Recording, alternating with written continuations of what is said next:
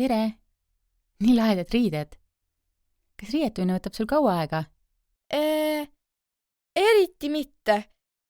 Tõmban retuusid jalga ja särgi selga või särgi asemel kleidi, kui on jahe. Ja siis sokid ja pusa ka. Meie küll ruttu riidesse ei saa. Vanasti polnud riietumine sugugi nii lihtne. Eriti siis, kui olid rikkast perest. Siis oli igal naisel oma toatüdruk, kes ta riidesse aitas ning igal mehel toapoiss, sest riideid käis selga nii palju üksteise peale ja kõigil oli nii palju kinniseid. Igasugused paelad, lipsud, haagid ja 100 nööbid. Naistel ja tüdrukutel oli hulganisti alusseelikuid, mis hiljem asendusid krinoliiniga ehk võruga, mis tegi seeliku suureks ja ümmarguseks.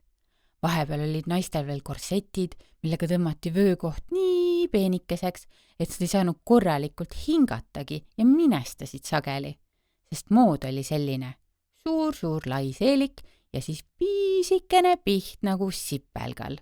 Kaua me peame siin veel olema? Ole tasa, venna, kannata nüüd. Me osaleme ajastu pallil elavas pildis.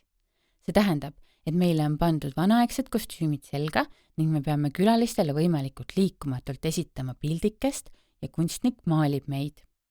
Kuna pime sombune aeg jõuludest vastlapäevani tuli kuidagi rõõmsaks muuta, korraldati väga palju palle ja pidusid. Mu nooremale vennale ei meeldi üldse paigal seista. Ta ei püsi pudeliski paigal. Mulle meeldib ratsutada ja vehklemist harjutada. Mulle meeldivad muusikatunnid, kunst ja tantsimine. Kas tead, mis vanasti oli täiesti juu? No mis? Täiskasvanud inimesed kandsid vanasti suuri, uhkeid, päris juustest või loomakarvadest parukaid. Puuderdasid neid riisijahuga ega pesnud neid peaaegu kunagi. Nii et parukatesse tulid elama kõiksugused putukad nagu täid, kirbud, lestad ja muud väikesed elukad, kellel oli seal nii mõnus. Juu!